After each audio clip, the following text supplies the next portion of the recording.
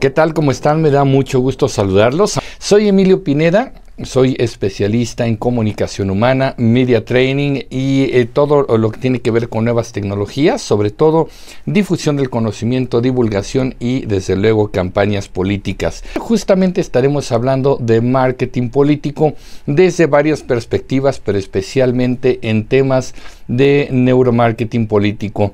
De por sí, yo creo que en estos tiempos, este 2018 cambiaron muchos paradigmas alrededor del marketing y desde luego con el coronavirus, el COVID-19, el desarrollo de nuevas tecnologías nos cambió mucho más y es algo que se está renovando constantemente. No podemos dar como si fuese un libro, un manual de trabajo, el cual puede tener, no sé, 5 o 10 años de vigencia porque los principios son más o menos los mismos. Yo creo que sí es lo mismo lo que pasa en el tema de la comunicación, pero definitivamente no es igual lo que pasa en tema de nuevas tecnologías. Así que la verdad es que está bastante interesante este asunto y lo vamos a ir comentando poco a poco para que vayamos entendiendo pues por dónde va el marketing político y todos estos asuntos. Así que vamos entrando en materia. Vamos a hablar un poquito de neuromarketing y desde luego, bueno, pues ahí está este punto. Fíjense ustedes, el neuromarketing de alguna manera tiene sus detractores, desde luego tiene sus seguidores, tiene gente que está de acuerdo con esto, hay gente que se enoja mucho y dice esto no existe, esto ya es una cosa un tanto superada, y yo les puedo decir que sí, pero no. Es decir, sí tenemos algunos principios que hay que tomar en cuenta y sobre todo en la política, ahorita les voy a decir por qué, y otros que probablemente ya fueron superados y hay que considerar más cosas. No solamente es un tema de que nos traten como robots, sino va más allá.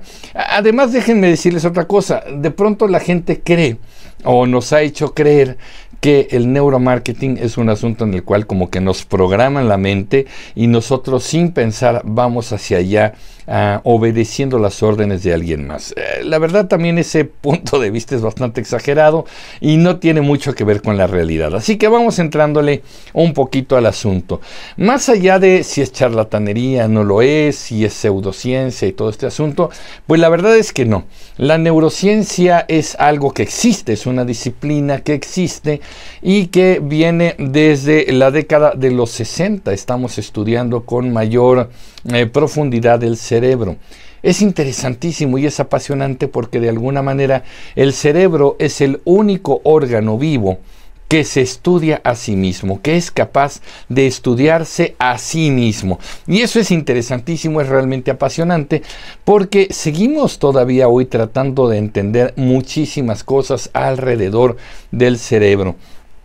Lo cierto es que hoy sabemos mucho más sobre neurociencia. Por ejemplo, se han tirado mitos como del tamaño de es que los seres humanos aprovechamos apenas el 20 o el 10% de nuestra capacidad cerebral y el 90% de nuestro cerebro está desaprovechado. No es verdad. Ya las neurociencias nos han entendido que estamos utilizando el 100% de nuestro cerebro y de nuestras capacidades.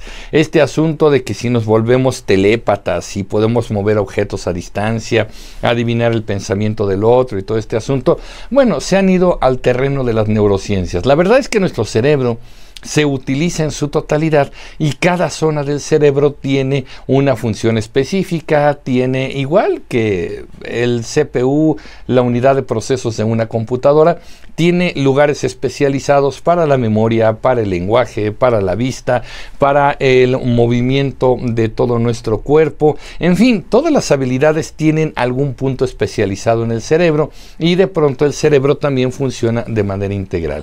Pero la parte del intelecto y las emociones, pues también tienen sus lugares, tienen sus funciones y tenemos la teoría para ello. Así que aquí ven ustedes en esta lámina una definición de la neurociencia. La neurociencia es una disciplina que incluye varias ciencias que estudian desde un punto de vista multidisciplinario la estructura y organización funcional del sistema nervioso, particularmente del cerebro. Ahí está, la neurociencia tiene que ver con el sistema nervioso, pero sobre todo el cerebro. No olvidemos que tanto el cerebro como las demás ramificaciones del sistema nervioso son neuronas, células capaces de transmitir impulsos eléctricos a través de los cuales hay instrucciones, hay una serie de parámetros que van a hacer que, desde el punto de vista que podamos levantar un brazo, hasta que nuestro corazón siga latiendo sin cesar, que es un músculo que no se cansa, que sigue uno y otro momento, 60 latidos por segundo por lo menos, ¿no? Que nuestros pulmones respiren. En el caso de los pulmones es algo bien interesante porque, por ejemplo, los pulmones son voluntarios, es decir, si yo en este momento decido aguantar la respiración y no respirar durante unos segundos, puedo detener la respiración. Pero cuando estoy dormido, cuando no estoy consciente, el cerebro manda impulsos para que los pulmones sigan respirando sin que yo me dé cuenta, de una forma involuntaria. Y así, todo el sistema nervioso controla nuestro cuerpo y es verdaderamente apasionante este asunto. Así pues, de la neurociencia, que es un tema que incluye la biología, la medicina, incluso la psicología, la psiquiatría, muchas otras cosas, pasamos al neuromarketing, un poquito más hacia la rama que a nosotros nos está interesando en este momento, y desde luego, bueno, pues ahí vamos a ir profundizando un poquito más. El neuromarketing, dice esta definición, consiste en la aplicación de las ciencias de investigación de las neurociencias a la investigación del marketing tradicional. No olvidemos que el marketing, bueno, pues es esta disciplina a través de la cual pues investigamos y tratamos de influir en las personas para que compren un determinado producto o para que se afilien a una determinada causa o se simpaticen con una determinada ideología. El marketing no es simplemente, como lo están viendo ustedes en la lámina, tener en la mente Coca-Cola o a Pepsi, ¿no? No se trata nada más de eso. El marketing lo hace las iglesias, lo hacen los partidos políticos, lo hacen ciertas asociaciones no gubernamentales, lo hacen muchas causas. Incluso, ya lo iremos viendo, lo hacen perdón, las personas que se comportan como marca, las personas que por sí mismas son una marca. Así que la verdad es que el marketing tiene que ver con todo esto, y si le añadimos las disciplinas de las neurociencias, bueno, empezamos a profundizar en algo bastante interesante y empezamos a tratar de entender cómo es que funciona el cerebro y cómo es que decidimos, otra vez, comprar un determinado producto, adherirnos a una determinada religión o definitivamente votar por un candidato o un determinado partido político. Ahí lo tenemos y es bastante interesante. Así que vámonos a la siguiente lámina para que vayamos viendo este punto. Fíjense qué interesante. El neuromarketing tiene estos elementos para poder tener algunas herramientas. Por ejemplo, la actividad cerebral es leída mediante diferentes instrumentos de medición como el electroencefalograma. Ya es un asunto un poco antiguo, sin embargo se sigue utilizando en muchas situaciones. Obviamente, si tenemos un problema de salud mental, un problema de salud cerebral, el electroencefalograma nos va a dar ciertos parámetros bastante interesantes para leer este tipo de cosas. Se busca a través del neuromarketing medir los niveles de atención ante un estímulo determinado. Fíjense, este primer momento del neuromarketing es interesante porque, otra vez, no se trata de programar a los consumidores como un robot y decirle ahora vas a comprar este producto sin pensar y vas a gastarte mucho dinero sin pensar. Aunque pasa, y vamos a ir viendo por qué pasa. Pero la idea primero es medir el cerebro ante determinados estímulos y de ahí tener información, obtener datos. ¿Por qué una persona se emociona y vemos que su cerebro pone mucha atención ante un determinado estímulo, ante un determinado candidato y otros ante situaciones verdaderamente difíciles, ¿no? Entonces, ¿por qué se emocionan ante una cosa? ¿Por qué otras no le llaman la atención, no le entusiasman, no le gustan? Eso es parte de las mediciones.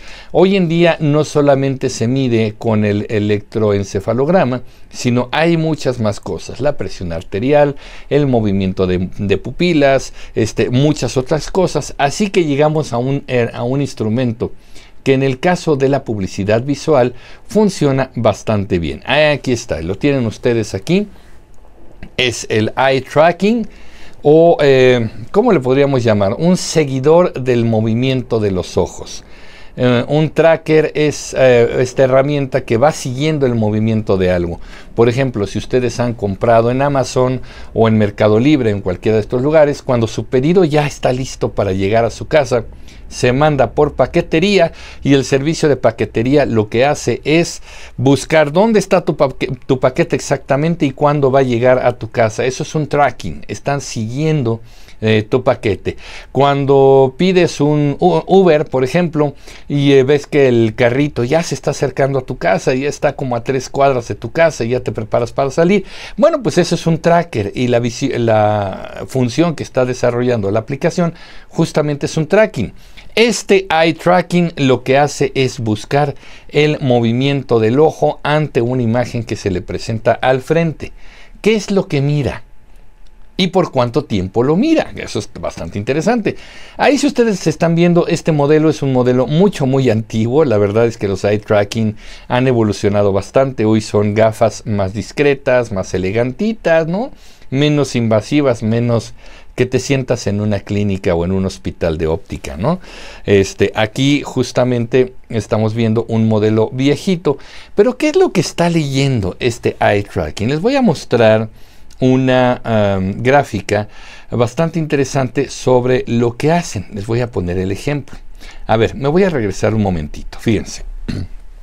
Ya les dije, el eye tracking lo primero que busca es en dónde se posa el ojo. Le ponemos una imagen al espectador, le ponemos una imagen y decimos, a ver, ¿a dónde mira? ¿A dónde está moviendo los ojos? ¿Qué es lo que la vista y por supuesto el cerebro, por consecuencia, está mirando en ese anuncio comercial o en esa imagen? Segundo, no es solamente dónde se mueve, sino dónde permanece el ojo. ¿Por cuánto tiempo? Entre más tiempo es interesante, porque quiere decir que el cerebro ha encontrado algo interesante y quiere que el ojo lo siga viendo. Por eso necesitamos también medir por cuánto tiempo la mirada se queda en cierto punto, y en otros puntos a lo mejor se queda menos tiempo, no lo mira tanto, se distrae, se va para otros lados, ¿sale? Entonces esto es interesante porque ahora sí, ahí le va la gráfica. Este es un anuncio que se publicó como parte de los estudios de neuromarketing y es bastante interesante. Es un anuncio de pañales y es muy estudiado, ¿no? Porque además es de los que más se han difundido de manera libre. Si ustedes se dan cuenta, en la parte de la izquierda arriba tenemos algo que es justamente la lectura de la gráfica de los colores. Ahí tenemos la explicación. En eye tracking se le llaman las zonas calientes. Obviamente, y creo que todos deducimos con mucha rapidez, que las zonas rojas es donde nuestra atención se puso durante más tiempo. La mirada estuvo ahí más tiempo porque ahí estuvo el interés. Las zonas amarillas es que, bueno, pues el tiempo estuvo más o menos interesante. Y las zonas verdes, entre menos verde tengamos, obviamente al ojo y al cerebro no le interesó tanto. Esas zonas no les interesó. Podemos deducir fácilmente que aquí tenemos un bebé que nos está mirando.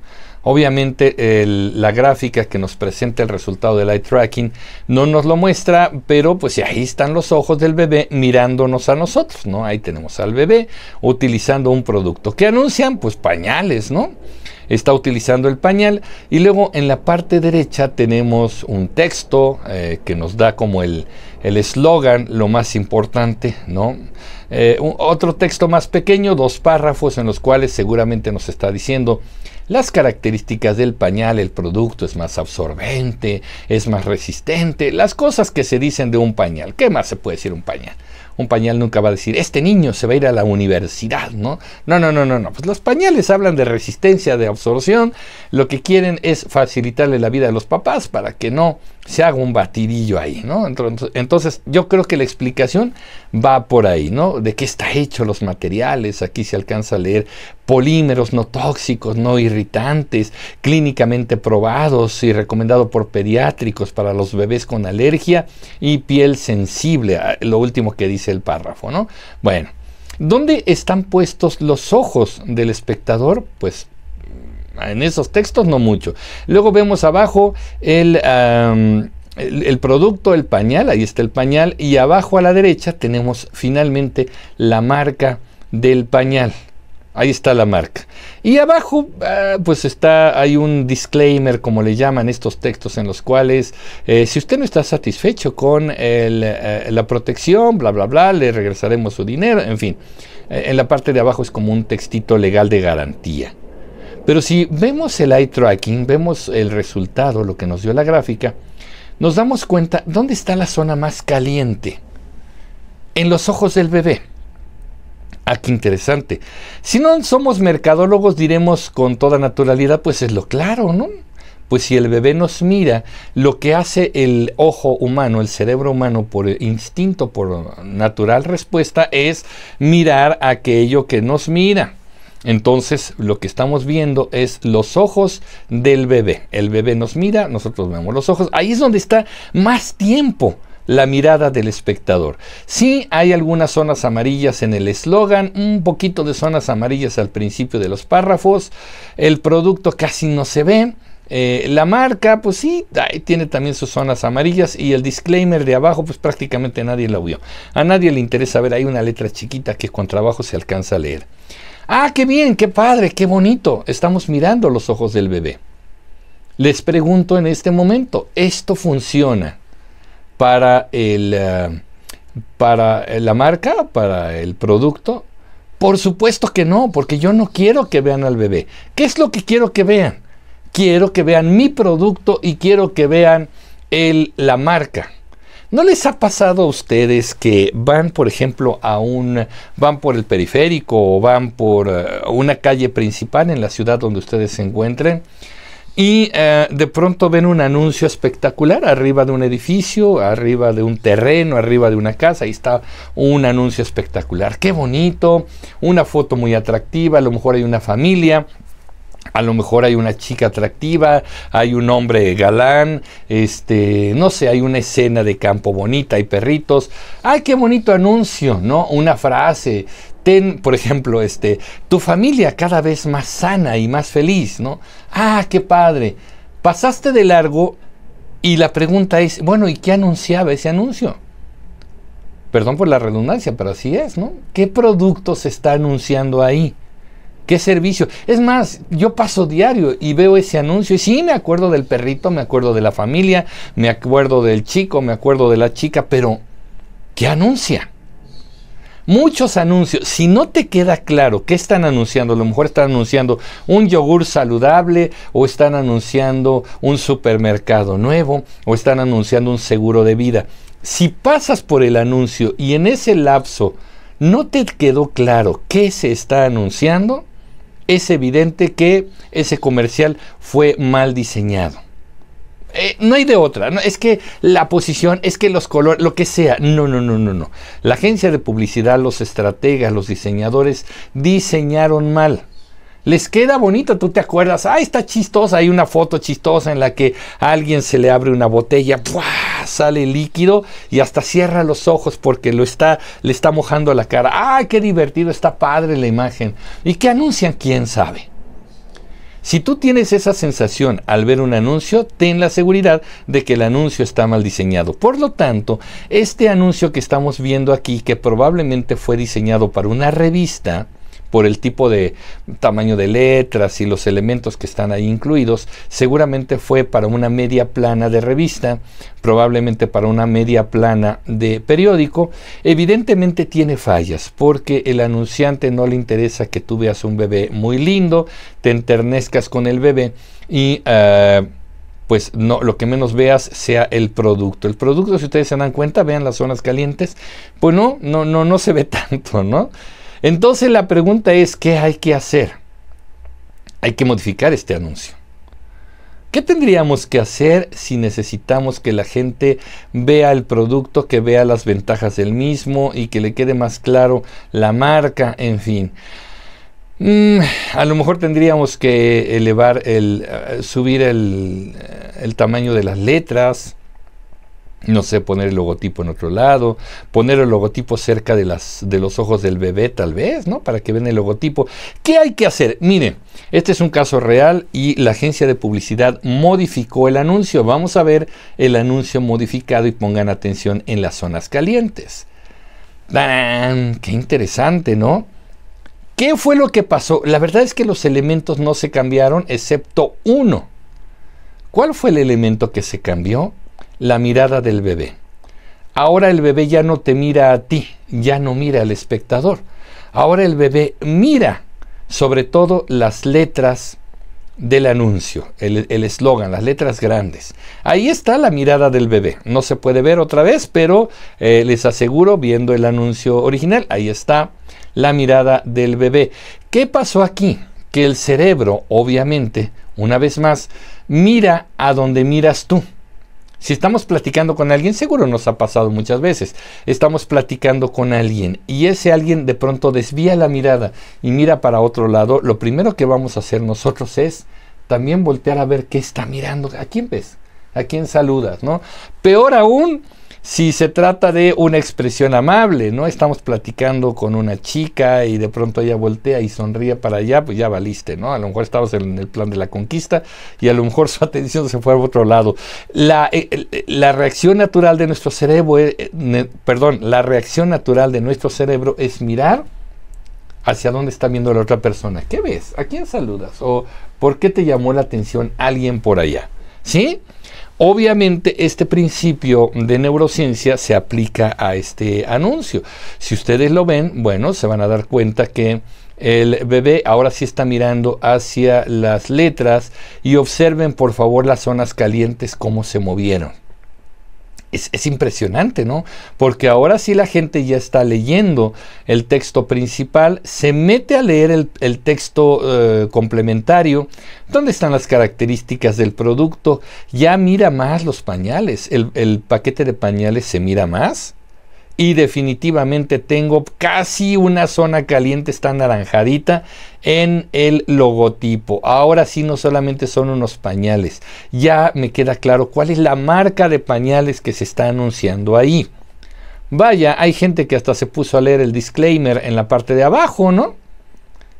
Qué interesante, porque cambiaron las cosas. Ahora ya no tengo un distractor. Quienes pensaban que el bebé era un elemento lindo que hacía que el anuncio tuviera fuerza mientras mira al espectador, pues no, era un distractor. La mirada del bebé atraía mucho más tiempo la vista del espectador. Ahora que el bebé está volteado y mirando hacia un lado, el ojo humano voltea y sigue la mirada del bebé para ver qué es lo que está viendo.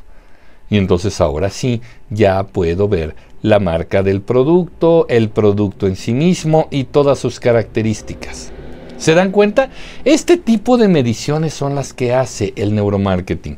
El neuromarketing trata de ver qué otros estímulos hay. Ahora se mide incluso el ritmo cardíaco, se mide la respiración, se mide la presión arterial, se miden movimientos corporales, se miden muchas más cosas para entender si la persona está siendo estimulada adecuadamente ante un anuncio, ante el discurso de un personaje, ante una gráfica, una fotografía, un comercial en video.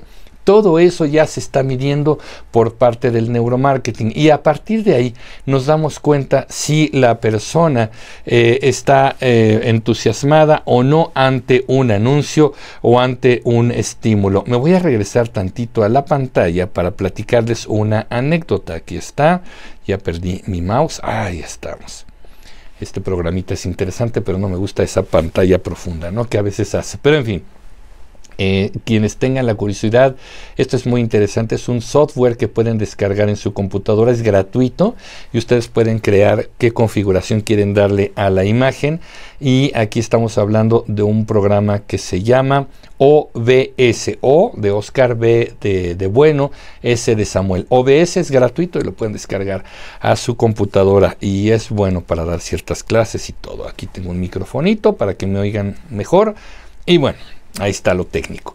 Bien, les quiero platicar una cosa. Fíjense que en el 2012, cuando estaba la campaña presidencial y en ese entonces teníamos a 3 candidatos, teníamos a Enrique Peña Nieto, si no mal recuerdo, teníamos a Andrés Manuel López Obrador y teníamos a Josefina Vázquez Mota por el PAN, creo que sí, ¿no? Fíjense, una candidata tristemente intrascendente en este asunto, ¿no? Obviamente aquí el asunto era que se hizo una medición en ese momento, hubo un debate, ya saben ustedes, Andrés Manuel no entraba a todos los debates. Aquí debo hacer un paréntesis que no les dije en un principio. Para hablar de marketing político necesitamos hablar las cosas como son. Me voy a permitir ser políticamente incorrecto para decir las cosas como están. Así que a lo mejor espero no se enojen si ustedes tienen un candidato favorito, un personaje, un partido. Les va a tocar a todos por igual, porque tenemos que hablar un poco de todo esto con sus palabras y como debe de ser. Porque si somos amables, seguimos sin aprender, ¿ok? Bueno, me regreso. Entonces teníamos a un Andrés Manuel López Obrador que normalmente no se presentaba al primer debate, no le gustaba ser cuestionado, no le gustaba entrarle a este asunto y bueno, al final cuando se presenta en un debate importante, estaban los 3, Josefina Vázquez Mota, Enrique Peña Nieto y Andrés Manuel López Obrador, se hacen estas primeras mediciones. Se hacen estas primeras mediciones y se encuentran cosas interesantes. Se ponen personas en el debate y mientras en varios puntos del país, que además fue interesantísimo, se puso gente en Monterrey, en Guadalajara. Esto lo sé porque platiqué con las personas de la empresa que lo hicieron. ¿De quién era la empresa? Ahorita ya se los puedo decir. La empresa estaba trabajando para el PRI. Querían medir el impacto de su candidato. Y entonces, obviamente, hubo varios puntos de la República en el que se le pusieron a estas personas medidores, eye tracking, respiración, pulso cardíaco, en fin. Y estos datos se mandaban de manera remota a la central, que estaba aquí en la Ciudad de México, bueno, un poquito afuera de la Ciudad de México. Y resulta que en el debate buscaban ver quién despertaba más pasión, quién despertaba más emociones. No necesariamente entusiasmo, ojo. Estamos hablando de quién responde más al estímulo, no quién se pone más contento o quién está más feliz. Es una reacción emocional a cierto mensaje político, ¿no? Evidentemente se darán cuenta que Josefina Vázquez Mota definitivamente no despertaba ningún entusiasmo y luego vamos a ver el por qué.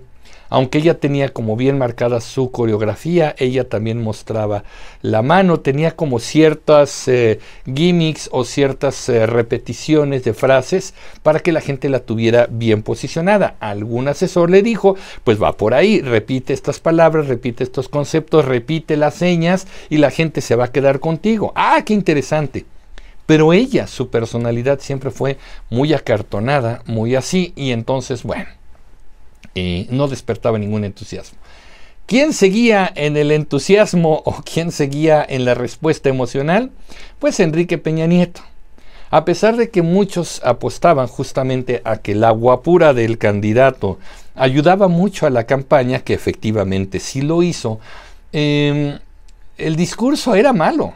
El discurso de Enrique Peña Nieto era malo, no tenía esta respuesta emocional de la gente, por lo tanto también la gente no tenía mucho entusiasmo en el asunto. ¿Quién despertó entonces las mayores pasiones en este asunto de mirar un debate? El candidato López Obrador. López Obrador, si ustedes recordarán, en sus primeras campañas era bastante agresivo, era muy rijoso, tenía este discurso de siempre manejó, que además es parte del manual, a ver si lo podemos hablar en un ratito más, de parte del manual es invéntate un enemigo, no le pongas nombre, no le pongas apellido, no le pongas rostro, pero este enemigo que siempre está al acecho, ¿no? Y que siempre va a atentar contra todos, contra el pueblo en este caso. ¿Quién es el enemigo? La mafia del poder. Si se dan cuenta, cuando se le pidieron nombres, en algún momento él se rehusaba a dar nombres de la mafia del poder, e incluso cuando se refería a Carlos Salinas de Gortari, lo llegó a bautizar con el innombrable. Él es muy hábil en este asunto de poner sobrenombres, y obviamente no daba nombres. De pronto empezó a decir nombres y empezó a mencionar a ciertos empresarios, a ciertos políticos, los cuales algunos de ellos hoy están pues en la luna de miel con el actual presidente. Pero los asesores en su momento le dijeron, ¿sabes qué? Bájale a la agresividad, bájale a la violencia, porque te consideran un candidato violento, te consideran agresivo. Entonces, López Obrador en su momento reguló su discurso en el debate, pero tuvo palabras clave importantes, tuvo elementos clave importantes, y entonces el que dio el mejor resultado en las mediciones de neuromarketing fue justamente el candidato López Obrador. Esto fue medido y obviamente el comité de campaña y los estrategas de campaña de Enrique Peña Nieto pues encendieron las alarmas, dijeron vaya, el candidato López Obrador tiene mejor respuesta emocional de la gente que Enrique Peña Nieto, entonces tenemos que meter otros discursos, tenemos que meter otras cosas, y bueno, lo demás es historia, conocen el resultado. Pero lo interesante es esto, que esto ahora en política se mide mucho. Insisto, el neuromarketing no es un asunto para que nos programen y vayamos como robots a votar en una urna por determinado candidato, sino que por lo menos sé si un candidato está entusiasmando o no. Lo mismo ocurre en esta campaña en el 2018 con los candidatos. Obviamente podemos pensar en las cualidades, características, defectos de cada candidato. Teníamos al Bronco, que el Bronco la verdad es que se divirtió en la campaña. Él se metió de candidato para pasearse un rato, para exponerse a nivel nacional y pasársela bien. El Bronco nunca tuvo oportunidad de ganar y él sabía, él era consciente de que no ganaba. Por eso decía barbaridad y media y la gente se lo celebraba, ¿no? Como le vamos a mochar las manos a los rateros, ¿no? Ah, pues sí, ¿quién no va a estar de acuerdo con eso? ¿Quién no va a querer ese tipo de cosas? Aunque todos salgamos de manera correcta a decir no, esa es violencia, ese es un asunto. La verdad es que hacia el interior dices malditos ladrones, malditos secuestradores, ¿no? Y los demás delincuentes. Obviamente sí hay un deseo por ahí en la gente de darle un castigo ejemplar a este tipo de delincuentes, ¿no? Entonces, el Bronco fue simpático por esa razón. En el caso de Ricardo Anaya parecía muy correcto, parecía muy capaz, pero se pasó de cualidades. Y no hay que olvidar que a los latinoamericanos, a los mexicanos, en el fondo, y está medido, nos cae muy gordo el aplicado de la clase. El que hace todo bien, el que es el favorito de la maestra, del maestro, el que le lleva la manzanita a la maestra, el que entrega sus trabajos bien presentaditos y todo. Al final, emocionalmente, cae mal una persona tan increíblemente perfecta. Por eso fue el contrincante real de López Obrador, porque tenía ciertas cualidades, ojo, cualidades electorales. No voy a meter a la persona ni a su historia política. Estoy hablando de lo que se presenta como producto de campaña. ¿Sale? Entonces tenía muchas cualidades y era el adversario natural de López Obrador. Digamos que la parejera iba entre Morena y obviamente el PAN, ¿no? Con sus aliados. Y venía José Antonio Meade, un hombre muy correcto, con experiencia, se decía un hombre con mucha capacidad, con inteligencia. Él se presentaba con una familia como muy correcta, ¿no? Pero con un discurso bastante tibio, bastante suave, bastante abajo, hasta yo puedo decir un discurso bastante mediocre. Entonces fue lo mismo, un hombre con mucha capacidad, y ahí en el caso de Meade hay un tema bien interesante. Es lo que llaman los mercadólogos, buen producto, mala marca. A veces se dice buena marca, mal producto. Es cuando la marca es muy buena, pero el producto la verdad es que deja mucho que desear. Aquí fue al revés. Buen producto, mala marca. El hombre tenía mucha simpatía por parte de mucha gente, pero el comentario general es, híjole, Meade sería un excelente candidato. Bueno, es un excelente candidato, sería un excelente presidente. Lo malo es que lo apoya el PRI. O sea, es darle al PRI esta continuidad. Acuérdense que el sexenio de Peña Nieto figuró como uno de los más corruptos de estos tiempos, y entonces con este mal prestigio, es decir, híjole, cómo me gustaría votar por Meade, lo malo es que lo apoya el PRI. Es un tema mercadológico. Aquellos que se preguntan, es que votamos por el candidato, es que votamos por el partido. La verdad es que se vota por ambos. La combinación de la reputación del candidato con la reputación del partido o las instituciones que lo apoyan es importante, y esa combinación da estos resultados. Obviamente, López Obrador entró en un neuromarketing interesante, hablando e invocando cosas, prometiendo que el día 1 que ganara la presidencia llovería sopa sobre los hogares mexicanos y encontrarían en la puerta de su casa filetes listos para cocinar. Estoy exagerando, pero es una caricatura de las promesas de campaña.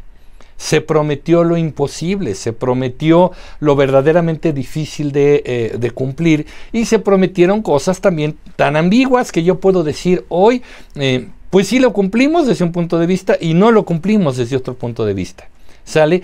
Pero son promesas que después de muchas mediciones encajaban perfectamente con la expectativa de los electores. Es que los anteriores regímenes fueron una porquería, te robaron hasta que se cansaron. Y dirían los regímenes, nosotros somos incansables, ¿no? Pero bueno, eso es otra cosa. El asunto es que ese tipo de promesas es fantástico. Si el pasado fue tan malo, ¿por qué hoy vemos a gente del pasado integrando el partido e integrando el gabinete? Pues es otro asunto, ¿sale? Pero lo interesante es que se prometieron muchísimas cosas, y obviamente la gente dijo, pues yo creo que sí, fíjate, yo siento que este candidato sí nos va a cumplir. Además está hablándole derecha a la flecha. Parte del discurso, y lo vamos a analizar en un momentito más, es parte de esta complicación. Mientras un candidato te dice, los anteriores te han robado, ya no voy a permitir que te roben porque eres víctima de ellos, los otros decían, bueno, pues es que la economía se ha fluctuado en parámetros no aceptables, por lo tanto lo que vamos a buscar es el balance económico, de tal manera que la macro y la microeconomía tengan una correspondencia congruente para que los ciudadanos la detecten. ¿Te das cuenta? Esto es parte de la conexión o la desconexión emocional con la gente, y esto lo estudia el neuromarketing. Me voy a regresar a la exposición para que ustedes vean entonces una teoría que a mí me gusta mucho y que la vamos a platicar rápidamente. La teoría de los tres cerebros, desarrollada por el doctor Paul D. MacLean. Muchos dirán, esta teoría ya está muy superada. Por favor, Emilio, ¿cómo nos traes esto? Si está superada, hay de alguna manera algunos elementos nuevos en los descubrimientos, en los estudios, en muchas cosas, pero permítanme comentársela tal cual, tan elemental como la podamos entender, para que vayamos viendo un poco cómo reaccionamos ante los estímulos de todo el mundo. O sea, no solamente es la publicidad o las campañas políticas, sino lo que nos pasa en lo cotidiano. ¿Sale? Se decía que los tres cerebros, a partir de la evolución, empezaron de alguna manera a evolucionar de adentro hacia afuera. El cerebro más primitivo está, digamos, en el centro de nuestra masa encefálica. Después vinieron otras capas hasta tener hoy este gran cerebro. Por favor, lean un libro impresionante que se llama De animales a dioses, y ahí la historia de la humanidad es contada de una manera muy interesante. Pero bueno, me regreso a esta teoría. Entonces tenemos el centro, lo más primitivo, y vamos hacia afuera, hacia el cerebro del humano moderno. La realidad es que los estudios actuales demuestran que no hay un límite físico entre un cerebro y otro. No se ha encontrado la frontera en la cual dices, a partir de esta célula se acabó el cerebro primitivo y empiezan los cerebros modernos. La verdad es que no existe tal cosa. Pero vamos a imaginar que esto existiera, entonces tenemos 3 cerebros. Me voy a ir de adelante para atrás y vamos a empezar primero un poco el cómo aprendemos, y vamos a ver los 3 cerebros. Aquí nos hemos dado cuenta, bajo este esquema, que aprendemos y recordamos basados en muchos elementos. Vamos a ir de abajo hacia arriba y nos damos cuenta que leyendo aprendemos un 10%. Estimulamos la lectura, sí, y hay que seguir estimulando la lectura, sí, pero por favor, estimulemos la lectura. Aquellas que sean maestras o maestros, por favor, estimulen la lectura de comprensión. Acuérdense que en México tenemos un alto porcentaje de lo que llamamos analfabetismo funcional. Es decir, sí leo, sí sé leer lo que leo, sí conozco las palabras, pero al final no entiendo lo que leí. Ajá. Entonces tenemos que tratar de eliminar el analfabetismo funcional para que la gente pueda quedarse con más riqueza de lo que leyó. ¿Sale? El 20% aprendemos escuchando, y ahí estamos en el aprendizaje verbal. Un 40% aprendemos con visuales, por eso aquí estamos usando láminas y PowerPoint y videos y cosas así. El 50%, por supuesto, viene el aprendizaje a través de demostraciones. Sí, cuando ya demostramos ejemplos, aquí tenemos un aprendizaje mucho más interesante. En un 70% enseñando la actividad. ¿Qué hacemos? Bueno, pues les vamos enseñando a la gente cómo se van haciendo las cosas. Por eso son tan exitosos los videos de YouTube de recetas de cocina, ¿no? Porque no solamente te van diciendo cómo se prepara los ingredientes, sino que vas viendo el proceso. Le va mucho mejor a un video de cocina que a un libro de cocina, ¿sí? Por esa misma razón. Ok, y ahí está el aprendizaje visual. Y vamos al último, cuando participas de la actividad. Cuando ya lo haces tú, entonces hay un aprendizaje del 80%. Cuando simulas la realidad, cuando hacemos simulacros, cuando hacemos ejercicios, cuando hacemos prácticas, es cuando aprendemos mucho más, y desde luego conectando la actividad, la realidad con el aprendizaje, bueno, pues tenemos el 100%. Así que si ustedes van a asesorar a sus candidatos, si ustedes van a asesorar a personajes públicos, es muy importante que tomen en cuenta a través de qué medios vamos a asesorar a estas personas. No hay que olvidar que las personas pueden ser kinestésicas, visuales o auditivas. Esto está basado en los 3 puntos de conexión que la programación neurolingüística nos da. Si ven ustedes la pirámide, bueno, pues ¿cuánto recordamos de todo eso? Pues la explicación es muy gráfica, ¿no? Entre más vayamos hacia arriba, la persona recordará mucho mejor la lección y recordará la práctica. Ahora sí, vámonos a los 3 cerebros, y como les decía, voy de adelante para atrás. Vámonos con el cerebro más moderno. El cerebro que tenemos en este momento y que nos caracteriza como Homo sapiens sapiens, el hombre que sabe y que es muy sabio, ¿no? Vamos a ver si es cierto, pero bueno, es el córtex, ¿no? El córtex, que es la corteza, ese es el significado de córtex, la corteza de nuestro cerebro. Ahí se encuentra el cerebro lógico, el cerebro funcional, el cerebro analítico. Fíjense qué interesante, pero este cerebro puede hablar, pero tiene pocas capacidades. Ándale, pues. Nuestro cerebro es el que habla, el córtex, pero tiene pocas capacidades. Así que si ustedes me están oyendo hablar, este fenómeno de hablar, pues bueno, están escuchando a mi córtex en acción. De hecho, hay una zona muy específica en el lado derecho de nuestro cerebro que se llama el área de Broca o la zona de Broca. Esto por el apellido del científico que descubrió y estudió esta zona del cerebro, que es la encargada de la motricidad del habla, la lógica y la motricidad del habla. Gracias a que mi boca, mis dientes, mi lengua, mis pulmones y mis cuerdas vocales están actuando en conjunto, estoy pudiendo transmitir algo que se llama lenguaje en un código que yo entiendo y que ustedes entienden. Es un asunto muy complejo y esta zona, el área de Broca especializada en el cerebro, permite este asunto fascinante que es nuestro lenguaje. Ahí está. ¿Y está en dónde? Pues en el córtex de nuestro cerebro. Pero fíjense qué interesante, este cerebro puede hablar, tiene pocas capacidades y además habla mucho, pero miente. Ándale. Resulta que el córtex es bastante mentiroso. ¿Qué les estoy mostrando ahí con el porcentaje? Están viendo ustedes un 15%. ¿Qué les estoy mostrando en este 15%? Bueno, pues es el 15% de nuestras decisiones. El 15% de lo que decidimos o de lo que hacemos, bueno, está en nuestro córtex. No decidimos con el córtex. Aunque el córtex es el que habla, bueno, pues yo tomé esta decisión por esta razón y empezamos con la lógica y con el rolleo. La verdad es que el 15% de esto lo está decidiendo el córtex, entonces no es importante ni es tan trascendente. El córtex cuando habla, fíjense muy bien esta frase, a mí me gusta mucho. Voy a votar por este candidato porque es un gran conocedor de la salud en México, por ejemplo, ¿no? Voy a votar por él porque es un gran conocedor de la economía de nuestro país. Tiene posgrados en Harvard o tiene posgrados en no sé dónde y por esta razón voy a votar por él. Fíjense qué interesante, es el córtex en acción, está echando el pretexto. Pero vamos a ver quién es el que decide en la mayoría de los casos. Vamos a irnos más atrás a un cerebro un poco más antiguo y vamos a ver el cerebro límbico. Ahí lo tenemos. El cerebro límbico es donde radican las emociones. Por ejemplo, el miedo, la kinestesia. La kinestesia es esta dinámica a través de la cual nos relacionamos con el entorno. Cuando sentimos que estamos muy saturados de algo, ¿no? O hay mucha gente y decimos, ¡ay, me siento encerrado! Háganse tantito para allá.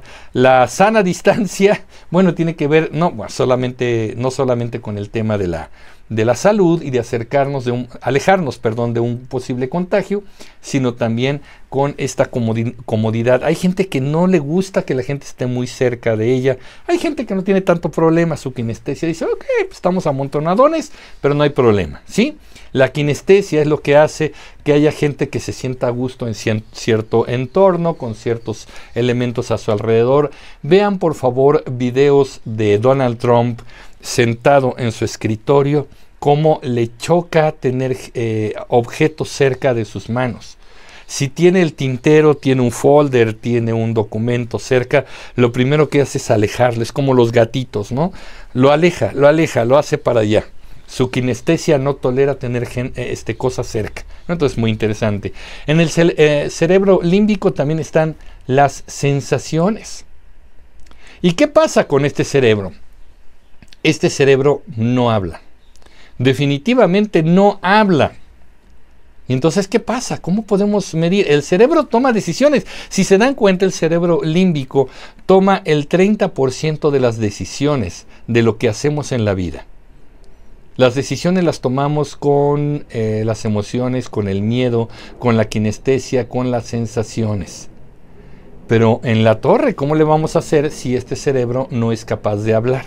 No puede decir tengo miedo, no puede decir lo hago porque me da mucho gusto y me siento a gusto con esta persona.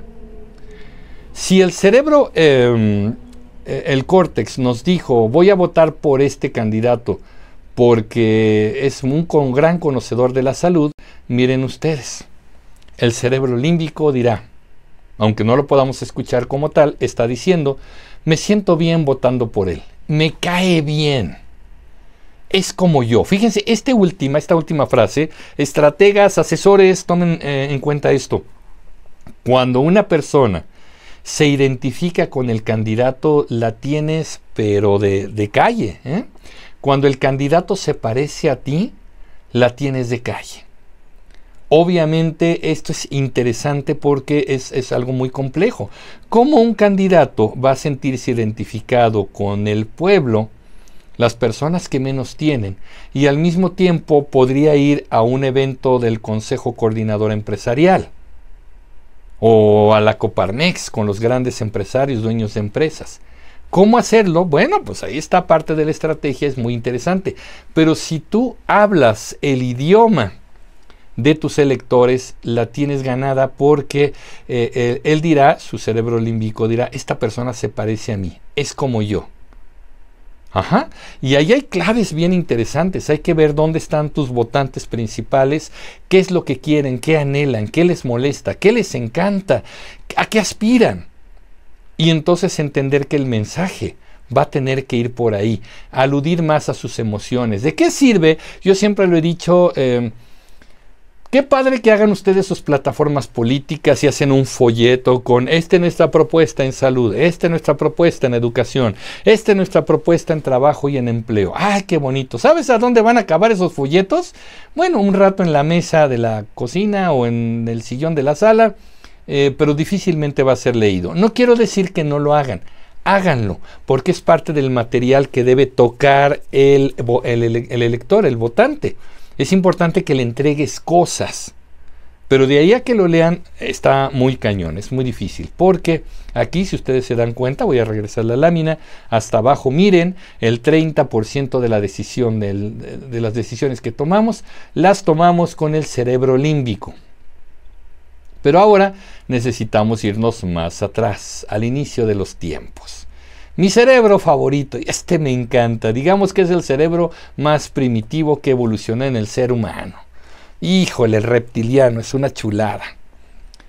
Aquí en el cerebro reptiliano, el cerebro más primitivo de todos, aquí se encuentra la sobrevivencia, la reproducción, la dominación y por tanto el poder. Aquí es donde nos volvemos competitivos, donde buscamos nuestro territorio, donde imponemos nuestra autoridad. Una persona que es muy autoritaria, que está todo el tiempo mandando, está siendo dominado principalmente por el reptiliano.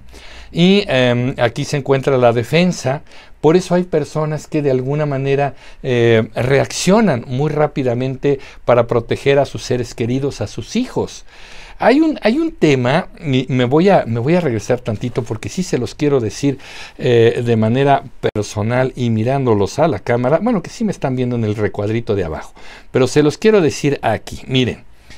Ustedes recordarán de manera muy directa este último pasaje en el cual hubo un asunto entre la esposa del presidente López Obrador, la señora Beatriz Gutiérrez, y Chumel Torres, que a su vez se llevó de calle a la presidenta del CONAPRED, del Consejo Nacional para la Prevención de la Discriminación, ¿no?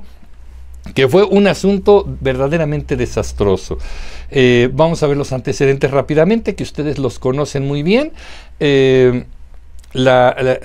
Se convoca en el CONAPRED a una mesa redonda en la cual se va a hablar sobre discriminación. Se busca que vayan participantes de diferentes puntos de vista, en los cuales, bueno, se hablará de esta discriminación, y uno de ellos es Chumel Torres, un youtuber que es un comediante que habla de noticias en su espacio, su canal de YouTube, que se llama El Pulso de la República. Que quede claro, Chumel Torres siempre ha dicho: yo no soy periodista, yo soy un comediante, que dentro de la comedia analizo noticias y doy noticias nacionales o internacionales. Aquí que tiene que quedar muy claro este punto. Muy bien. Se le presenta y entonces la señora Beatriz encuentra un video, porque él está haciendo otros videos en el cual se reúne con su equipo de trabajo, todos a distancia por Zoom, y hablan de diferentes temas, y le pusieron el Palacio del Chocoflán. Ustedes saben por dónde va esta palabra, ustedes saben cuál era el contexto, y obviamente la señora Beatriz no tenía que ver una cosa con la otra, era un video un poco más viejo, pero dice: ¿cómo es posible que inviten a esta persona a esa mesa redonda en el CONAPRED? Ojo, CONAPRED, discriminación, en fin, más cosas, y esto ocurre en Twitter. Obviamente esto está terrible, porque de alguna manera de ahí se desatan varios fenómenos en la opinión pública y en Twitter muy fuertes.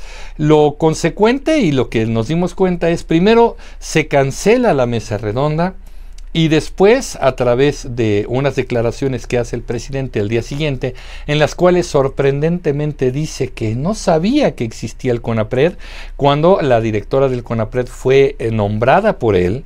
Ahí está la conferencia de prensa en la que a ella hace el uso de la palabra e incluso él voltea a ver la pantalla y en la pantalla dice CONAPRED. Obviamente es terrible. Y quien me diga que era verdad, que él no sabía que existía el CONAPRED, entonces es terrible que un presidente no sepa ni siquiera los organismos gubernamentales y no gubernamentales que dirigen diferentes temas en el escenario nacional, ¿no? Cualquiera de los dos era un tema de una respuesta muy visceral, y después la directora del CONAPRED renuncia. Los rumores eran en el sentido de que probablemente el CONAPRED desaparecería, y se dice que no, que probablemente vendrá dentro de poco una directora de características o de origen indígena. Veremos, un asunto de inclusión que a mí me parece bastante positivo, pero las respuestas tanto de la señora Beatriz como del presidente se dan en el ámbito visceral. Y Twitter se desata en dos bandos muy fuertes: quienes defienden la postura del presidente y de la señora Beatriz, como quienes atacan durísimo y con toda la fuerza a la señora Beatriz y a las decisiones del presidente, e incluso al hijo de la señora Beatriz, que es el que estaba en medio de todo este asunto. Yo diría, como estratega, la señora no se debió haber subido a ese tren, a ese asunto. Por estrategia no puedes estar estallando, y lo veremos más adelante, no puedes estallar fácilmente ante cualquier estímulo, ¿sí? Por muy grave que nos parezca, no puedes estallar. La realidad, y me regreso a la lámina, la realidad es que lo que actuó en la señora Gutiérrez Müller, pues es el cerebro reptiliano. Y muy natural esta reacción. ¿Por qué? Porque ahí está la defensa y la protección. Estaba defendiendo y protegiendo ¿a quién? A su hijo, por supuesto. ¿Sí? Entonces hay que tomar en cuenta, cuando estamos trabajando con nuestros candidatos, nuestros funcionarios públicos, que el reptiliano es el que nos echa a perder el discurso, es el que hace que se nos salgan de control, es el que hace que hagan una declaración desafortunada, es el que hace que los encuentres en una situación inconveniente, porque el reptiliano actúa todo el tiempo. ¿Por qué? Fíjense ustedes el porcentaje que vemos aquí abajo. Más de la mitad de nuestras decisiones en la vida las tomamos por el cerebro reptiliano. Ahora, ojo, no es un asunto como los signos zodiacales, porque he encontrado gente que me ha dicho: Emilio, ya analicé lo que me dijiste y creo que yo soy más reptiliano y soy menos límbico. Es muy divertido esto. No es que tengas así Escorpión con ascendencia en Géminis. No. Los tres cerebros actúan todo el tiempo. Los tres cerebros están interactuando todo el tiempo. Nosotros, ustedes que me están viendo, yo, tenemos al reptiliano, al límbico y al córtex actuando todo el tiempo. ¿Sale? Lo que pasa es que nuestras reacciones y nuestras decisiones son determinadas en su mayoría por el reptiliano, por el instinto, y después, ya que tomamos esa decisión, va a salir el córtex a justificar con un buen razonamiento por qué voté por él o por qué tomé tal decisión. Miren, aquí está, por ejemplo, ¿qué diría el reptiliano si pudiéramos escucharlo? Él vengará por mí lo que han hecho esos malditos del sistema. Ahora sí, desgraciados, los quiero ver en la cárcel a todos. ¿Sale? Pero vamos a regresarnos un poquito. ¿Qué diría el límbico? Bueno, me siento bien votando por él, me cae bien, se parece a mí. ¿Y qué diría el córtex? Oye, ¿por qué vas a votar por este candidato? Bueno, lo que pasa es que estamos en una emergencia de salud y este candidato es el que más sabe de salud en México. Eso es lo que vamos a presentar ante los demás, cuando en realidad dice: este desgraciado sí dijo que va a meter a la cárcel a todos. ¡Qué bueno, malditos! Yo los voy a meter a la cárcel votando por él. Ahora sí viene la venganza. Ahora sí va a venir la justicia para los que menos tienen, para los pobres. ¿Sí se dan cuenta? Pero es este tipo de reacciones. Ok, voy a avanzar en este asunto. Voy a mostrarles dos videos. Por favor, chéquenlos, están muy divertidos. Uno de ellos, en Nuevo León, un debate para la alcaldía de Monterrey, y ahí están varios candidatos. Uno de ellos es el Pato Zambrano. Quienes no lo conozcan, pues es un cuate que ha intentado como que ser actor, como que ser gente de la televisión, del medio del espectáculo, que quiere ser alcalde de Monterrey. Entonces otro candidato lo provoca a su reptiliano y lo llama adicto a las drogas. Vamos a ver qué fue lo que pasó en ese debate de 2015.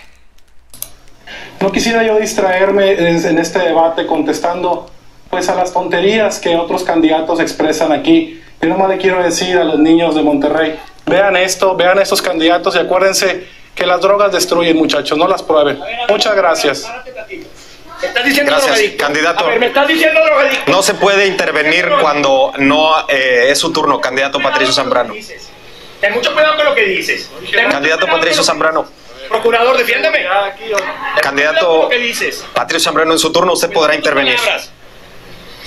No, señor. No, señor. Habla de frente, ese hombre. Gracias, candidato. Las cosas como son. Le pido, candidato, que intervenga hasta su turno. Está divertidísimo porque hay muchos reptilianos ahí actuando al mismo tiempo, ¿no? No, señor, se para y lo enfrenta, ¿no? Se va a echarle el cuerpo. ¿Qué te pasa?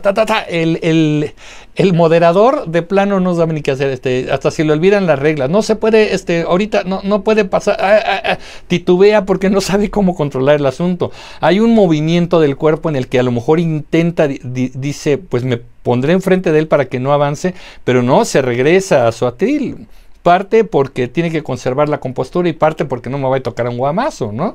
Pero obviamente ahí hay reptilianos muy, muy interesantes. El candidato que agrede o que hace esta mención sin decir su nombre, se mantiene en su atril. Él sabía las consecuencias de lo que decía. Quería provocar al reptiliano del adversario. Y todavía hay otro candidato que al parecer es un ex procurador, dejó la procuraduría para ser candidato y todavía dice, procurador defiéndeme, ¿no? El procurador o ex procurador va a decir, ¿a mí qué? Defiéndete solo, yo vengo por mi causa, ¿no? Pero ahí está, cuando el reptiliano explota, tomo estas decisiones. Obviamente, y aquí me quiero ir con este asunto, los motivadores son importantes en política. ¿Con qué motivo las cosas? Bueno, con el miedo y con la esperanza. Son dos motivadores muy importantes. Hay que tener en cuenta que ambos son capaces de que tomemos decisiones. En la parte de arriba ustedes ven un coche rojo y esto pasa porque mucha gente sabe y los vendedores de coches saben que un automóvil deportivo rojo le va a devolver, por ejemplo, a un hombre mayor con mucha lana, le va a devolver la confianza, le va a devolver incluso la virilidad. ¿Por qué un hombre, por ejemplo, de más de 70 años, 65, 70 años, compra un deportivo rojo? Porque lo que está teniendo es miedo de sentirse viejo.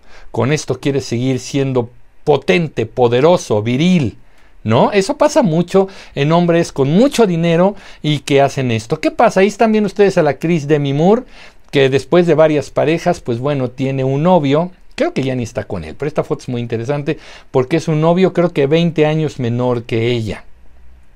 ¿Le gusta este chavito? ¿Muere por él?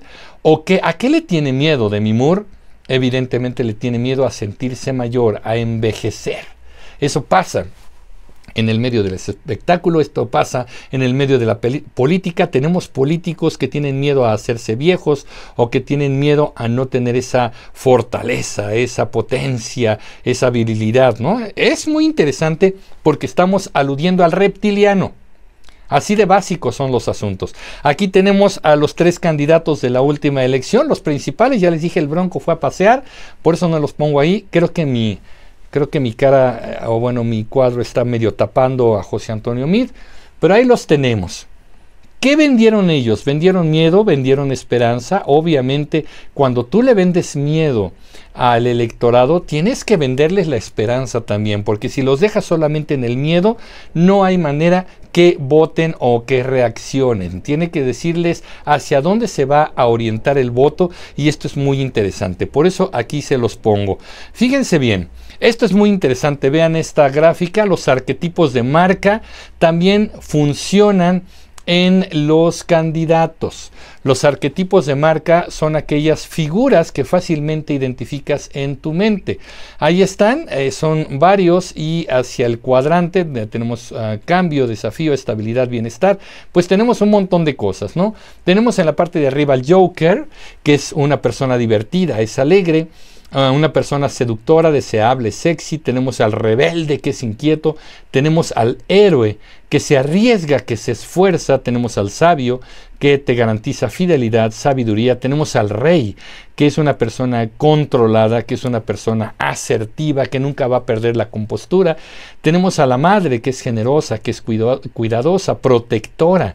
Tenemos a la amiga, que es honrada, es amistosa. Tenemos a la maiden o doncella, que es inocente, que es amable. Y tenemos al dreamer, que es idealista, diferente y creativo. Ojo, Superman, si vamos basados en esto, Superman es un héroe, ¿sale? Si vemos este arquetipo de marca, ¿qué cosa es Superman? Superman es un héroe.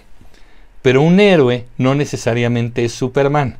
Si tú pones el arquetipo héroe solito, lo podemos relacionar con un montón de gente, desde un político, un ecologista, un luchador social, un candidato, ¿no? Por eso es muy importante. Y si no tienes ubicado a tu candidato, a tu funcionario público como asesor, en cuál es su arquetipo de marca, estás perdiendo muchas cosas. Ahora, los arquetipos no son puros. Puede ser una persona Joker, puede ser divertida, alegre, pero puede ser un poco hero, ¿no? Puede ser un héroe, puede ser arriesgado, puede ser una persona que se enfrenta a la autoridad. Puedes tener combinaciones de 2, 3 elementos, los cuales determinan y definen con mucha precisión a tu candidato. Pero sí es importante que lo identifiques y sí es importante que tus mensajes hacia el electorado también sean claros, de tal manera que tus votantes lo ubiquen, lo identifiquen y les quede clarísimo, ¿sale? Por eso les voy a mostrar aquí unos ejemplos de personajes un poco más de atrás para que nadie sienta que estamos aludiendo a alguien ahorita, ¿no? Por ejemplo, vamos a ver a Barack Obama. Barack Obama anda por ahí, era un hombre seductor, era sexy. Estoy hablando de ellos como candidatos. Olvídense si administraron bien los Estados Unidos, si no, si la sociedad estadounidense se quedó satisfecha con ellos o no, si administraron bien o no. Y menos olvídense si Barack Obama fue el periodo que más deportados hubo de mexicanos y latinoamericanos. No nos fijemos en ello, nos vamos a fijar en el producto como marca, ¿sale? Entonces Barack Obama, y a mí me gusta el estilo de Barack Obama, déjenme decirles que si hay un estilo de liderazgo que me gusta, es él, porque se divirtió con el puesto, se dejó ver, se dejó tocar por los medios, se dejó tocar por las redes sociales. Y eso es muy interesante. Sigan, por favor, en Instagram a su fotógrafo oficial, quien lo siguió durante sus 8 años de gestión, que se llama Pete Souza. Pete, como contracción de Peter, Pete Souza. Y él tiene una cuenta en Instagram donde todavía hoy publica fotografías de él, ¿no? Fotografías interesantes, impactantes, que mostraban al líder, que mostraban al humano sensible, que mostraban al padre de familia, que mostraban al hombre tomador de decisiones. Eso es importante que ustedes tengan detrás gente que reafirme una imagen de poder. Entonces tenemos al seductor, tenemos al sexy, tenemos al rebelde también, porque es el primer presidente de raza afroamericana en los Estados Unidos. Por lo tanto, también se me vuelve un poco héroe, ¿no?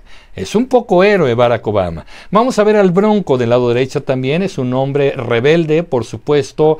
Un poco héroe también. Acuérdense que sufrió un atentado. Me parece que perdió una hija, un hijo en ese atentado. Entonces eso lo convierte en héroe. La gente que estuviera un tanto en desacuerdo con él no podía negar que el hombre ya había sido alcanzado por el régimen y hasta perdió a uno de sus hijos en ese alcance, ¿no? Es una fórmula fuerte, es una historia poderosa que contar como candidato. Lado izquierdo tenemos a Pedro Kumamoto, quien lamento mucho que haya quedado fuera de la polémica, joven y por supuesto con una iniciativa interesantísima. Entró por la Independiente a ser diputado del Congreso de Jalisco y pues lo logró. ¿Con base en qué? Vender una historia y lograr a los electorados uno por uno, mirarlos a la cara. Por lo tanto, él queda perfectamente en el ámbito del dreamer, ¿no? El soñador, idealista, diferente, creativo, joven, no amañado. Estoy hablando de los asuntos de la historia que vas a contar de esta persona como candidato. ¿Por qué pongo una periodista? Porque en su momento, hace como sexenio y medio, hubo gente que dijo, oye, vamos a poner a Carmen Aristegui como candidata. ¿Por qué? Porque ha hecho un periodismo independiente, un periodismo no sé qué. A mí me parece, déjenme decírselos, que Carmen Aristegui es una periodista que hace política. Hay periodistas que hacen periodismo, pero que también hacen política y se decantan hacia ciertos lados, ¿no? Por ejemplo, Jorge Ramos en los Estados Unidos es un periodista que también hace política. A veces la noticia es el suceso que está pasando y otras veces la noticia es él. Cuando logra que Donald Trump lo corra de una conferencia de prensa, la noticia es él, el personaje es él, el oprimido por este presidente tan grosero es él, ¿no? Entonces Carmen Aristegui también le ha jugado un poco a la política. Hoy muchos seguidores de Andrés Manuel están muy enojados porque, bueno, pues no todo lo ha aplaudido, a veces se nos desaparece un poco, como que parece que ya no es la periodista inquisitiva, pero en su momento, cuando hubo alguien que la quería como medio destapar como candidata, pues bueno, buscamos el arquetipo y ahí está, ¿no? Era amiga, honorable, amistosa, un poco maiden, la doncella, inocente, amable, y podía jugar por ese lado, ¿no? Un poco también el sabio podría haber entrado con ella por la fidelidad, la sabiduría, su conocimiento como periodista. ¿Qué opinan de esto? Interesante, ¿no? Hay que ubicarlo. Aquí está. Voy a mostrarles entonces, basado en todo lo que les he dicho, vamos a mostrarles el código del candidato. Tenemos un mensaje racional, que sí lo debemos tener, pero que va a ocupar el 15% de la conexión con tu electorado. Tenemos un mensaje emocional abajo a la derecha, el cual también es muy importante, tiene un 30% de conexión con tu electorado, y tenemos el mensaje biológico, el reptiliano, el que se va a la esencia de tu electorado, que es el 55%. Hay candidatos que le ponen entonces todo y le apuestan todo al mensaje racional, cuando la gente realmente no está votando por ese lado. Vamos a ver el arquetipo, el código del candidato. Debes tener 4 elementos.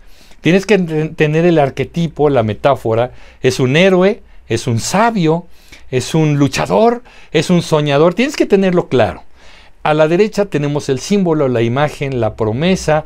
Sí tienes que dejar tu logotipo muy poderoso. ¿Cómo lo vas a vestir a él? ¿Cuál es la promesa que él como candidato va a tener? Fundamental. Y volvemos a la promesa en la parte de abajo, porque aquí sí necesitamos hacer un branding. ¿Qué es el branding? Ya colocar el candidato como una marca.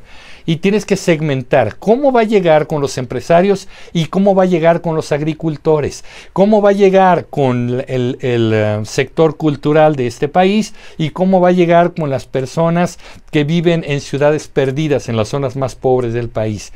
Todo esto tienes que ver cómo se va a vestir, con qué palabras va a hablar, cómo se va a dirigir con ellos, qué contacto va a tener. Esto es importantísimo. Por lo tanto, lo tienes que definir, lo tienes que diseñar. La gente se clava en el logotipo, la gente se clava en las fotografías del candidato, cuando en realidad hay mucho más que definir. Los actos públicos, por supuesto, y los medios sociales. Tienes que trabajar ambos. Las redes sociales son muy importantes, pero no lo son todo. Necesitas el contacto con el candidato. El contacto con el candidato es sumamente importante, pero no lo es todo. También necesitas sus redes sociales. ¿Te das cuenta? Entonces es necesario trabajar todos los elementos. Vámonos a la siguiente lámina y les voy a mostrar otros videos en los cuales voy a mostrarles 3 claves del neuromarketing político: comer, tocar y bailar. Estos 3 elementos son fundamentales y los tienes que ejercer. Por eso el hoy presidente López Obrador ha hecho, y ha hecho siempre como candidato también, pararse en la carretera y, bueno, vamos a ver lo que pasa. Vamos a ver la primera clave. Espero que hayan tomado nota. Si no, aquí la ventaja del video es que lo pueden regresar un poquito. Comer, tocar y bailar. Vamos a ver la primera clave. Ahí está. El candidato tiene que comer. Una fuente fundamental de identificación con tu electorado es que te pares a comer con ellos, que comas lo que ellos te ofrecen, que comas lo mismo que ellos comen. Por eso los candidatos van y comen. Ve a Barack Obama comiendo una quesadilla o un burrito, ¿no? Pues estaba buscando las comunidades de inmigrantes. Esto es muy interesante, la comunidad latina. López Obrador esa parte lo hace muy bien porque siempre se ha parado y se toma el juguito y se come la gordita y se come la quesadilla y lo presume en redes sociales todo el tiempo y lo presume en sus videos. ¡Ah, qué ricas estuvieron las quesadillas de doña Juanita!, ¿no?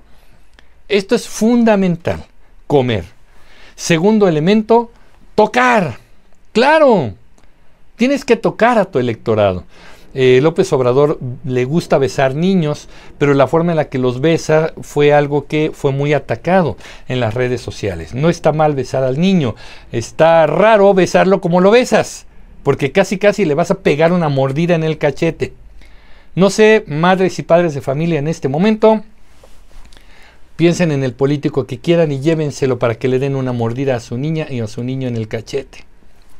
Así se las dejo, pero bueno, tocar de maneras mucho más empáticas sí es percibido como una ventaja. Y bailar, bueno, pues tenemos este momento, no sé si ustedes recuerden, siendo presidente Barack Obama fue a África, porque ahí están sus ancestros vivos, por supuesto, y los fue a visitar en una visita de estado interesante. Fue a su ciudad natal, encontró a su gente, encontró a sus parientes. Debo decirles con todas sus letras que bailar es un acto tribal. Y si tú bailas con la tribu, eres parte de ellos. Por eso hay candidatos que bailan con la gente y se ven bien en la fiesta, en la feria del pueblo, en el aniversario de la independencia, lo que sea. Un candidato o un funcionario público que se baja y baila con alguien del pueblo es fantástico, es bien visto, eres parte de la tribu, eres parte de la comunidad. Insisto, somos muy evolucionados, somos muy inteligentes, muy intelectuales, pero la realidad es que somos finalmente también personas tribales. Ok, me voy rápido para que no me gane el tiempo, vamos a mostrarles fotos para que no hagan estas, no cometan estos errores, quise decir. Aquí está Barack Obama, está mostrando las manos. Cuando muestra las manos y muestra las palmas de las manos, estás hablando de honestidad, de apertura, de transparencia, de alguien en quien se puede confiar. Él, como presidente o el primer presidente de raza afroamericana, utilizó una frase muy poderosa: yes, we can. Sí podemos. Quienes tenían duda de que un afroamericano llegara al poder, yo le digo, sí podemos. Generas confianza. La foto es larga y muestra el brazo del candidato. Ahí está, tenemos dos problemas. Uno, Felipe Calderón en su momento toma esta foto, bien por la palma de la mano, mal porque la foto le corta la mano. Nunca recortes las manos o el rostro del candidato si la expresión es importante. Diseña mejor esta fotografía, pero nunca le cortes la mano. Mal por ese recorte de la mano, bien por haber mostrado la mano. Óscar Moguel es una persona que buscaba por ahí un cargo local en la Ciudad de México, en el lado derecho, y ustedes seguramente ya saben cuál es el error. Ahí hay dos, pero el más evidente es no mostrar los ojos. El señor tiene un problema con la vista. Por esta razón no muestra los ojos. Pero los lentes oscuros, si ustedes se darán cuenta, pues definitivamente no están mostrando una expresión en la cual se pueda confiar en él. Dos errores más: no hay una sonrisa. Habría que pedirle al candidato que sonriera un poquito. Su expresión es un poco de molestia, incomodidad en la boca. Y finalmente los brazos cruzados. Nunca de los nunca muestres a tu candidato con los brazos cruzados. Lentes oscuros, no hay sonrisa. Brazos cruzados, el hombre es rígido, no está abierto a nada. Hasta parece una persona de mal humor, ¿no? Tengan mucho cuidado con eso. Y bueno, pues ahí está el punto. Más fotos. Ganamos. Luis Mendoza. Yo no sé por qué, bueno, sí sé por qué. Es que en los tiempos de la Segunda Guerra Mundial, cuando Estados Unidos quería reclutar soldados, pusieron al tío Sam señalando la cámara y decía, I want you, te quiero a ti. Entonces muchos dijeron que una posición de poder era señalar a la cámara. No lo hagan, es agresivo. culturalmente en nuestros países latinoamericanos, es agresividad. No hagan que sus candidatos señalen a la Cámara. Abajo, López Obrador, en la primera campaña intermedia antes de ser presidente, impulsó diputados, impulsó legisladores y presidentes municipales. Él sabía, y Morena sabía, que la marca era él. El candidato Arnulfo Vázquez, ¿quién es él? ¿Quién sabe? La verdad es que si pongo a Arnulfo solito, no tengo fuerza. No sé si gane o no gane, pero pongo a la marca fuerte. ¿Cuál es la marca fuerte? Andrés Manuel. Andrés Manuel no solamente aparece con él, lo abraza. Y al abrazarlo genera un punto de confianza. Ah, Arnulfo es parte del equipo de Andrés Manuel, es Morena. Andrés Manuel está con él, ok, genera confianza. Por eso Andrés Manuel se tomó la foto con N,000 candidatos en esa campaña. Todos los candidatos aparecían con él. Fueron jornadas muy largas de fotografías en las que él pasaba el siguiente candidato y pasaba el siguiente candidato. Porque si no aparecía Andrés Manuel en esa publicidad, definitivamente no tendría fuerza ese candidato. Arnulfo lo ayudó Andrés Manuel, no ganó por él solamente, ¿sí? Ojo, muy importante. Ok, ya casi voy terminando. Mundo cibernético. Las redes sociales, ya les dije, no son importantes, pero no son el todo. Tomen en cuenta las nuevas generaciones. Los millennials y los centennials se informan por internet. Acabo de ver un anuncio espantoso del PRI en la televisión, con un discurso, una edición, un locutor de los años 80. No podemos estar haciendo campaña así. Ya no más. Por lo tanto, los viejos formatos no funcionan. Acuérdense que voy a buscar al candidato que se parece a mí, así que lo voy a analizar mucho y a profundidad. Por lo tanto, tenemos que tener una conexión emocional y narrativa. Voy a conclusiones rápidas. Crea una conexión emocional con tu electorado. Si no conectas emocionalmente, olvídalo. Te vas a gastar el dineral y no vas a lograr mucho. Todo el tiempo estás comunicando. Cuando estás de pie, cuando estás sentado, cuando eres parte de la mesa y estás oyendo hablar al otro, estás comunicando. Tus actitudes, tus posturas, tu lenguaje del rostro, todo comunica todo el tiempo. Cuida tu reputación.